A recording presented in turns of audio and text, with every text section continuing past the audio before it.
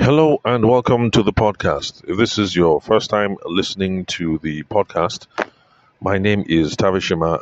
I'm your host for today. I'm a former lawyer and a former lawyer now turned business consultant. And on this podcast, we talk about business problems every single day, especially from a sales perspective. Because I believe that sales and selling are the lifeblood of a business because that is what leads to revenue.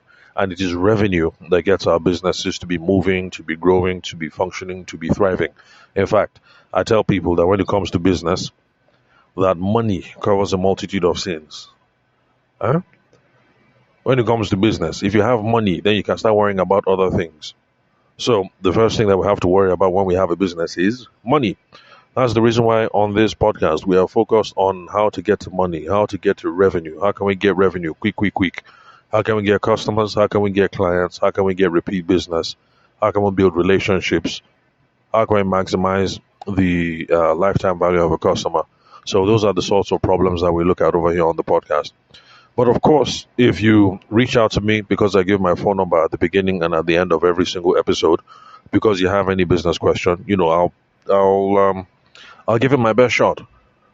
And I'll always look at things from a sales and business development perspective. But of course, if your problem is something else, I'll have to refer you to another specialist, like the listener of the podcast who reached out and it turned out that her problem was with commingling and financial accountability and all those sorts of things.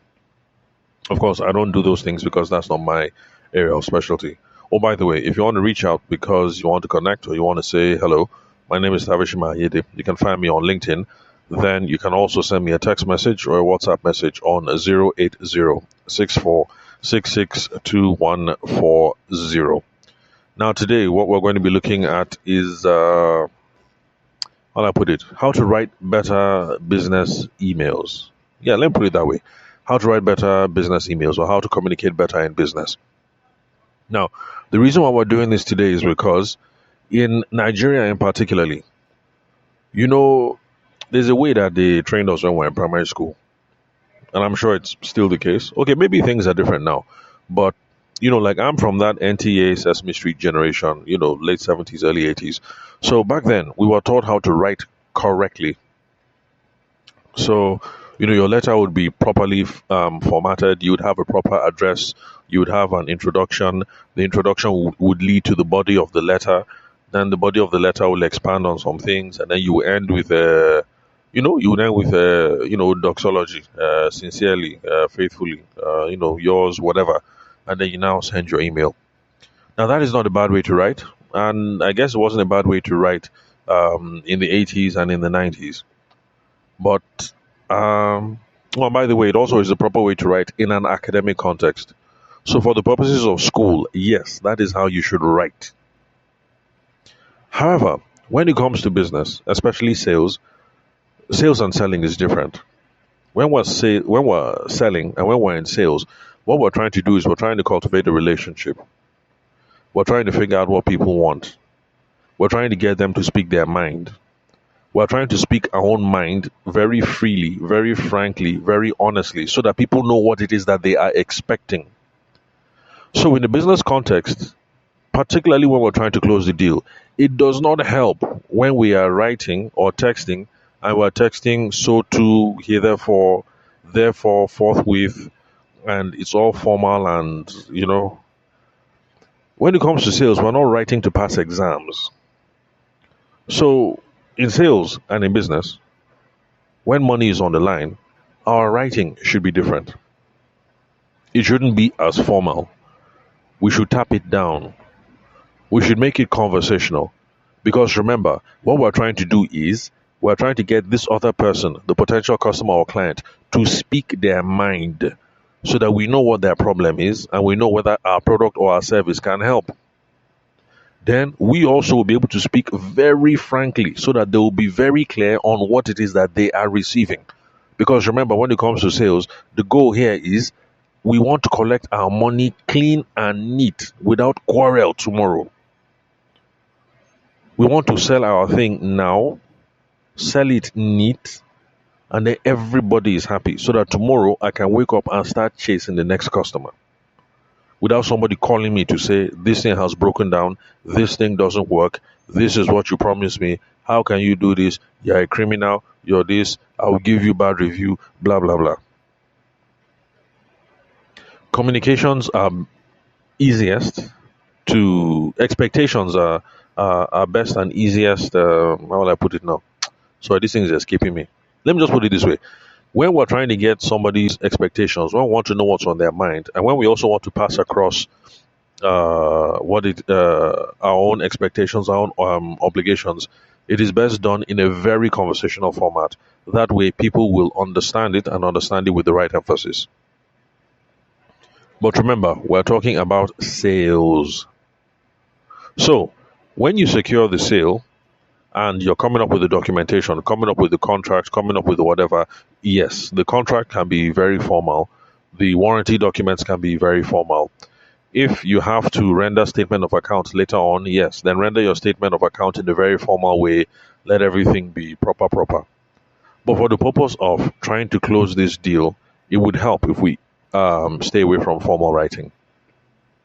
Now, to flesh this out, let me use a very concrete example, and this one is from one of my clients that I'm currently working with. So, they are in the real estate space, and they've come up with an app that should make it easier to connect buyers to renters and things like that. I'm not going to say the name of the company because I don't have their permission to do that. Oh, by the way, sorry, I'm making today's recording out and about. I'm in a parking lot, so I said let me just make this quick recording. So you're going to be hearing some noise in the background. There's some factory work going on, drivers driving by, stuff like that. So this particular company, what they did was we have been going through. What we've been trying to do is we've been trying to validate the business idea. For those of you who listen to the podcast, you know what my framework for starting a business. And of course, the framework involves 3 steps, which is we want to make sure that we have the right idea to begin with. We want to make sure that we can develop a selling framework around the idea. And what is the 3rd step? I can't remember. And it's my own framework. Anyway, don't mind me. So, as part of the steps that are involved now when we're starting a business is we want to make sure that we have the right idea in the first place. And part of making sure that we have the right idea is we want to be sure that we can validate this idea, that we can get signs or signals from the market that this is an idea that people think is worth paying for. We want to be sure that there is market demand. For instance, take a look at this podcast. It doesn't matter what I feel. If I think podcasting is the greatest thing on the face of the earth, and I keep on trying to make a podcast, but Nigerians do not care about podcasting, it does not matter how many times I wake up and keep spitting into this microphone, the podcast will not grow. So, I started the podcast 6 years ago, and I had a simple thesis that Nigerians will eventually start listening to podcasts and they will start digging podcasts. And so I try my luck. And lo and behold, people are finding the podcast and the podcast is growing. And currently, we have over 4,000 subscribers on Spotify alone. I can't verify the other channels because I don't have access to those figures. So, you people finding the podcast, listening to the podcast, downloading the podcast, sharing the podcast, talking about the podcast is market validation that this is a good idea. So you need to do the same thing for your businesses. It doesn't matter what it is, whether you want to be in the jewelry business or in the chicken business or whatever it is you want to do. You want to get clear signals from the market that people think this is a good idea, that there is demand for this idea, that people are willing to pay for this idea, and that the amount of money that they're willing to pay is good enough so that there's something to reinvest back into the business and maybe also keeps more money so that we can flex. So that is market validation. So for this client of mine in the real estate space, we're currently trying to validate this idea. So what we've been doing is we've been running advertisements to Nigerians who are based abroad in diaspora to see if they are interested in buying or renting properties back home in Nigeria. So the idea is very simple. We run a bunch of advertising campaigns. We see how many people click. The number of people who click, we see how many people show up for a meeting or a phone call. The number of people who show up for a meeting or a phone call, We see how many people pay for the service. At the end of the day, we now sit back and review. Based on that, we'll now be able to answer that, okay, with what we've done so far, this is a good idea or this is a bad idea. If it's a bad idea, we'll now start talking, okay, how can we pivot? How can we change? How can we move on to something else? If it's a good idea, we'll now say, okay, how can we grow this thing? How can we get more clients? So, um, part of the process of validation right now is we are running advertisements to Nigerians in diaspora. Let's see how many people click. And then, of course, um, some people clicked on the advertisement, and the sales team for the company reached out, and as normal, some people click, you reach out, and they don't respond. So of course, you guys have a follow up attempt. Oh, by the way, I advise them, that's my clients, that look, let's do this primarily over the phone because remember, this is sales. So the how do I put it now? There's a communications hierarchy. I've been talking about that a lot this last 2 3 weeks. What I mean when I say communications hierarchy is not all forms of communication are created equal. They all have different levels of effectiveness. I was going to say effectivity, but I don't think that's a word. So they have different levels of effectiveness. So face to face is the most effective form of communication because you can see the person, you can understand what it is that they're trying to say based on tone, based on body language, based on the way they're squeezing their face. You know whether you're making progress or you're not. So face to face is the best, but of course it's the most expensive because you have to drive and go and see somebody. Then after that is voice. So phone call, Zoom call, Telegram call, Skype call, Facebook audio call, LinkedIn audio call, any kind of call. Voice would be most effective. After that would be video. I don't know why. Some people will say video should be more expensive, sorry, effective, but actually video is not. Maybe because video technology is I don't know. But maybe it makes people nervous and people are worried. Oh, how do I look? Is the lighting okay? Blah blah blah. And so they're distracted by other things, and maybe because of that they're not communicating the best that they should. Then finally, text-based forms of communications are the worst, especially email because email is formal, and then email inboxes are full. Me personally, I have like 1,000 something emails I haven't even checked. Some people even worse. People ignore emails. It's easy to go. So email is the least effective. Then text message and WhatsApp message are more effective than email because, especially WhatsApp is a much more conversational form of communicating. So people see a WhatsApp and you assume you're in a communication.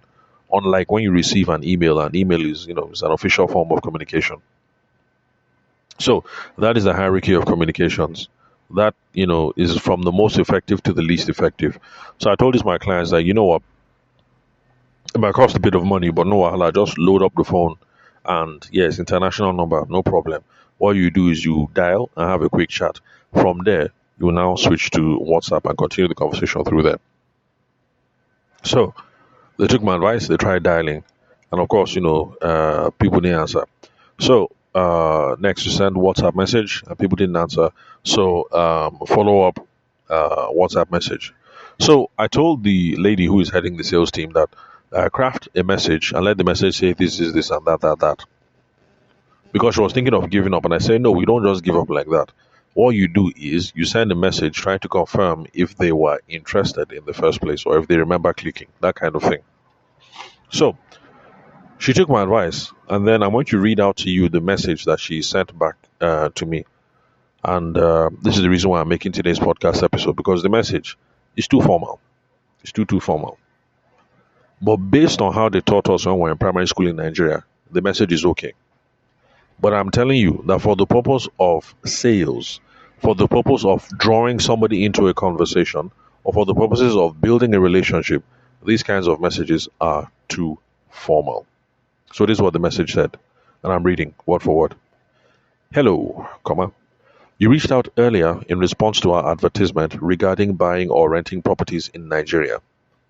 Kindly confirm if you recall the enquiry and if you are still interested in buying or renting a property.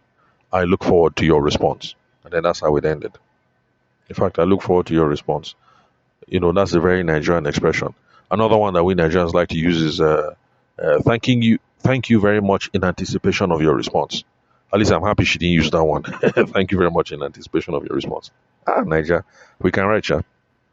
So that was it. But I think it's too formal. Now, I have been telling you guys over here on the podcast over and over again that we shouldn't be afraid of artificial intelligence tools, and that in fact we can use artificial intelligence tools to make our business processes a lot easier. Now, this is one way that we can. We can use AI tools to make our business communications sound more conversational or sound more informal. Some of you will be shocked. Some of you will say, how can you use AI to make your writing sound less formal? It's very simple. I'll show you how. In fact, for this one, it was a one-line prompt that I used just to, how do I put it, make this thing better. Now, normally what I would have done in the old days was I would have looked at this message. Hello, you reached out earlier in response to our advertisement regarding buying or renting properties in Nigeria. Kindly confirm if you recall the inquiry and if you're still interested in buying or renting property. I look forward to your response. Now, in the good old days, I would have rewritten this thing myself and tried to make it much more simpler and tried to make it much more conversational. Because if it's simple and conversational, especially if it ends in a call to action, then we increase the chances that people will respond. By the way, when you end your message by saying, I look forward to a response, that is not a call to action. That is not a question. And that is not the kind of thing that pushes anybody to respond. Because look at this message. Hello, you reached out earlier in response to our advertisement regarding buying or renting properties in Nigeria. Kindly confirm if you recall the inquiry and if you're still interested in buying or renting a property. I look forward to your response. It didn't end with a question. You're not begging the person to respond to something. So, but anyway, this is what I did. I took this exact thing that she sent to me, and then I added a one-line prompt at the beginning, and I wrote this. This was my instruction to Google Gemini. That's what I use, but it will work with whatever you use. So my instruction was this. Rewrite this to make it easier to understand. That was all. This is my one-line prompt.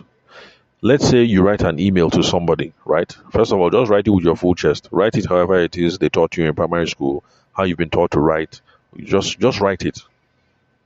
Then when you're done, if you think it's too long, or if you think it's too wordy, or if you think the grammar is too big or whatever, just simply add this. Just simply throw this in your AI tool, and then the prompt you're going to use is you will tell the tool, rewrite this to make it easier to understand. So, excuse me, I'm recovering from a cold. I can assure you that whatever it is that comes back will be much more simpler, easier to digest. You can edit that and then send. So, that was my prompt. Rewrite this to make it easier to understand. I threw it into Google Gemini. And then this is what Google Gemini came up with. Listen. Option 1. Google Gemini said, hello, comma. You recently reached out about our property listings in Nigeria. Do you still have a moment to chat about buying or renting a home? Let me know if you're still interested. You can see that that's very short. You send that kind of thing. Let me know if you're still interested. It ends with a question. Questions beg a response. Something short and straight to the point like this has a higher chance that somebody is going to what? Somebody is going to respond. And that is what we try to do when we're in sales. And when we're trying to build a relationship, when we're trying to entice somebody into a conversation, keep it short, keep it conversational, end it with a question. Then, option 2 is supposed to be much more professional. And this is what Google Gemini said. Hello, comma. I'm following up on your inquiry regarding our properties for sale and rent in Nigeria. Are you still looking for a property? Please let me know if I can help with your search. You can see that one is also short and straight to the point. I would have preferred for it to end on a question mark. Because remember, if you end with a question or you end with a call to action, the chances that people will respond are higher. So for me, I would have preferred for it to end on, are you still looking for a property? Question mark. And then just send it like that. Now, the way that our teachers taught us to write in primary school, I know that you will be uncomfortable sending an email to somebody and the letter or the email ends with question mark, it didn't end with full stop. I know you are uncomfortable, but trust me, please, trust me. I'm the specialist when it comes to sales. Doing it this way increases the chance that somebody actually is going to respond to your message. If you don't believe me, okay, well, there's no way for you to verify. But I'm currently doing training now that started on Monday, the 19th of January 2026, and it is something that the participants have been able to testify to. There was one guy who claims that he has been sending emails to a prospect for 1 year, no response. But then after one of our sessions, the guy picked up the phone, made one phone call, and they have made progress with one phone call. I say it a lot. Some people find it hard to believe, but just take it. That is the truth, at least for now in 2026. Email is not a very effective form of communication. Face to face or phone call is a lot more effective. However, if you must email, it would help if you employ some of the techniques that we're talking about here. So keeping your email short, keeping your email conversational, ending it with a call to action, or ending it with a question mark improves the chance that somebody will respond. And of course, there are people who try this and they see the difference. Remember, this is sales. We're trying to entice people into a conversation. If we can't have a conversation, we will not stand a chance to close the deal. Then, option 3 for this message from Google Gemini. This one is supposed to be short and bold. And then it said, "Hello, comma. I'm following up on your interest in our Nigerian properties. Are you still looking to buy or rent? I look forward to hearing from you." You can see that one's very short and straight to the point. But of course, I prefer that it should end with a question. So I would have removed that last line so that mine would read, "Hello, comma. I'm following up on your interest in our Nigerian properties. Are you still looking to buy or rent? Question mark. Then you send." Now that kind of thing begs a response. So, summary. If you want to improve your business communications, remember the communications hierarchy. To communicate and try and close the deal, face to face is the best. After that is audio, voice. After that is video. After that is text. For text, WhatsApp and SMS are conversational. They're the best. Email is the least effective. So pursue it in that order, whichever one is most convenient. For some people, the only thing you have is email address. So if that's the case, well, you're on your own. Okay, well, it's not like you're on your own. There are things you can do. So for the email, remember, make it short, make it conversational. Don't make it formal. Don't make it stuffy. No big grammar. Don't write like how your English school teacher in primary school told you to write. Write as if you're just writing to a normal, regular, everyday person. Then end the email with a call to action or a question mark. A call to action is what you want somebody to do next. Propose a next step. If you propose a next step, you increase the chances that somebody will actually carry out that next step. Or just end it with a question mark. In fact, that's what I tell my clients because some people find it hard to grasp the concept of a call to action. So I just tell people, you're sending an email. Every single email should end with a question mark. Well, I'll go and craft it. Let me see your question mark. Okay, let's do it that way. Ignore call to action. Every single email you send, let the email end in a question mark. At this stage where we're worried about closing the deal, in this early stage where we're still toasting them, where we're still chasing them, every single email should be short, should be conversational, should go straight to the point. There should be no big grammar, and then end it with a question mark. If you don't know how to do it yourself, use this one-line prompt, which is you will tell your AI tool, you will say, "Dear Perplexity, dear AI, dear Audacity, dear Google Gemini, dear ChatGPT, please rewrite this email to make it easier to understand," and then send. It'll come back with a shorter and a much easier version of your email. In fact, we'll give you several versions. Pick the one you want, and then make it sound in your own voice. Cut it shorter if you can. Make sure the thing ends in a question mark, and you will find that your responses will increase. Yeah, so that's it. That's the reason why I'm making today's podcast episode. In fact, I'm hoping that this suggestion is going to be able to bless somebody's business life today. And if you found this podcast to be valuable, please subscribe on Spotify, on YouTube, on Apple, on anywhere that you listen to podcasts and audio material. Also, share the podcast with your friends, your family members, even your enemies. Because if your enemies prosper, you will prosper too. I'll explain that later on. It's some financial physics. You won't get it, but I'll explain it later. So share this with your enemies as well. Then, if you would love to connect with me, you can call. You can send me a text message or a WhatsApp message on 080-6466-2140. Thank you very much for your time and attention. I will catch you all some other time.